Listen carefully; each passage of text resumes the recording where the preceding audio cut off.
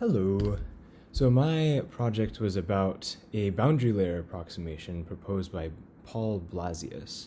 And to set the stage, when I say boundary layer, I'm talking specifically about a very small thickness next to a surface, a wall, or some other kind of boundary that will prevent the velocity of the surrounding air to remain constant, that there will be a significant increase in the gradient of the velocity as you move away from the surface in question.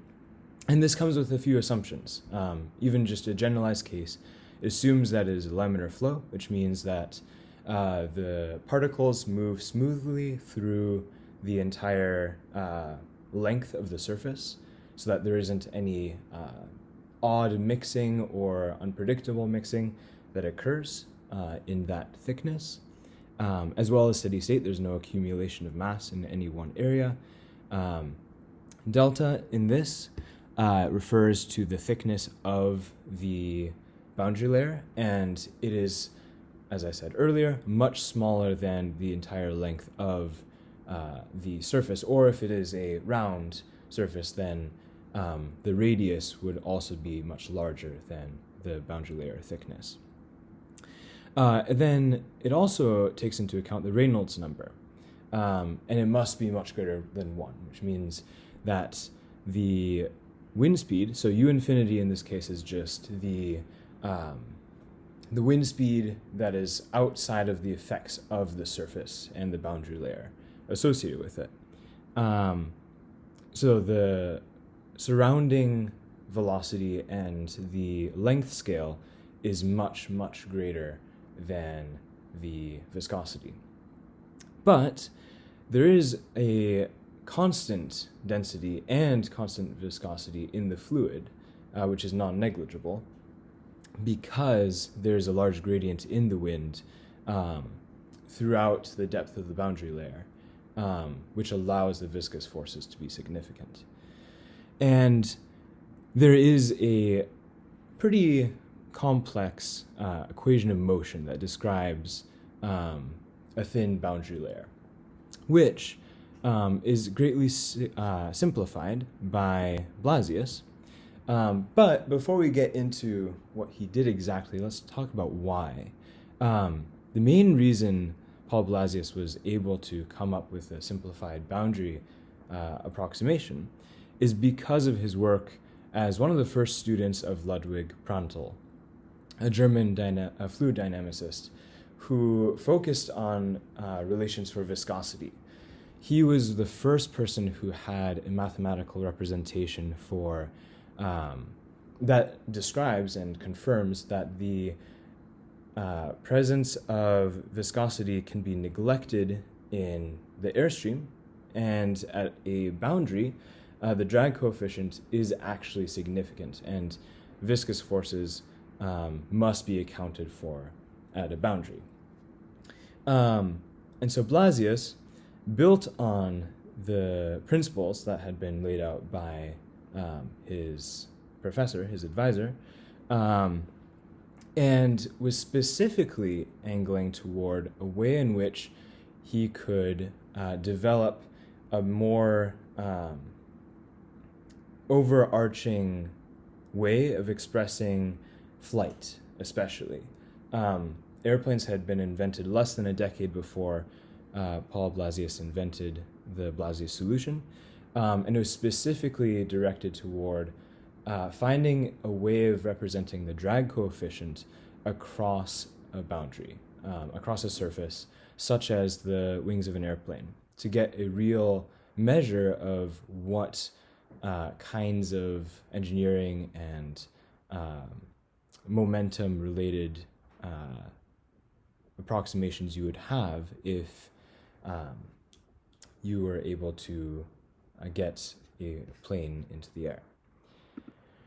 So the overall takeaway looks like this, where the Blasius solution takes into account certain assumptions that will allow you to find at any height, any distance away from the boundary, which is not necessarily in the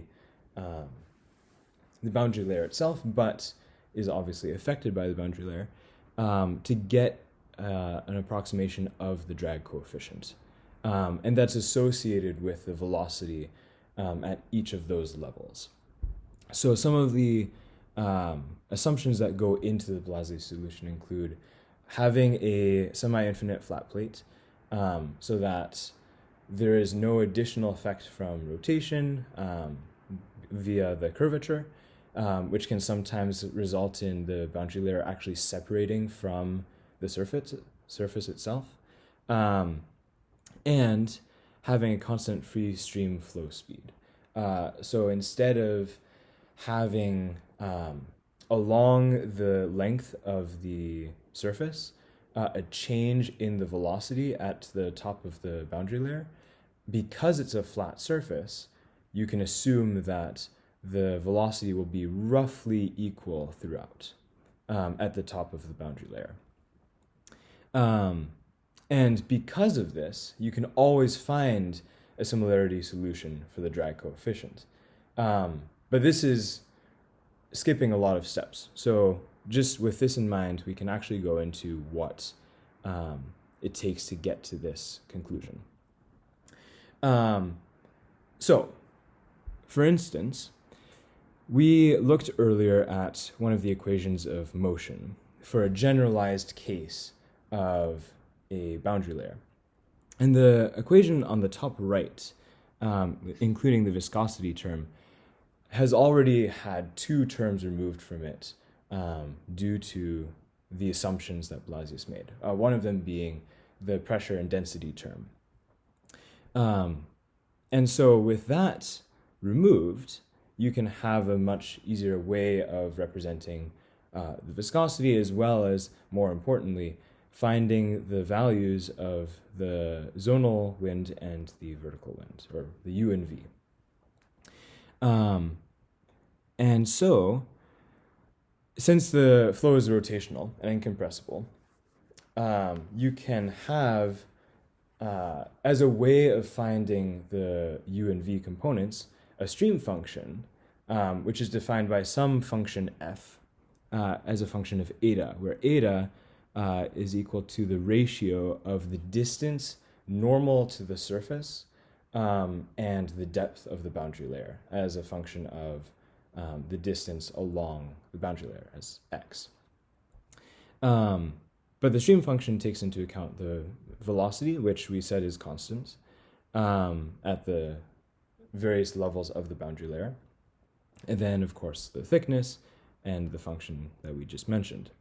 And so then you have to define the boundary conditions. So if you say that u and v are both equal to 0 at y equals 0, then that is saying that at the surface there is no wind. The viscosity is so strong, the force of friction is so strong that there is effectively no motion. This should be valid for x is greater than 0. And this is because the effects of viscosity are generalizable beyond the initial impact because the Reynolds number is still much greater than 1. At x equals 0, the Reynolds number, which has x in the numerator, cannot be much larger than 1. So there is a caveat that has to be taken into account. But then, doing some of the derivations, if you take the derivative of the stream function, then, one other thing. One of the reasons why the Blasius solution is so important is because for normal boundary layer approximations, similarity can only be reached when there is positive acceleration of the flow across the boundary layer. And similarity cannot be reached then if there is deceleration, because the initial impact of the flow across the surface causes turbulent patterns. So that's why at x equals 0, this can be such an overwhelming effect. But the Blasius solution assumes, because of the semi-infinite flat plate and the constant velocity, that you can find a relation for the similarity by using the derivatives of the stream function, no matter what. So then, if you take the derivative of the stream function and solve for the u and v, you can get an expression that relates the viscosity to the velocity. And similarity solution basically means that you can compare two of the terms. Like the function itself must have a constant relationship. So in this case, that means you can simplify this further into some constant c and d that relate the depth to the viscosity and the wind. And if you assume that as delta approaches 0, then x is approaching 0, then d has to be equal to 0 due to the equation for motion that we looked at earlier.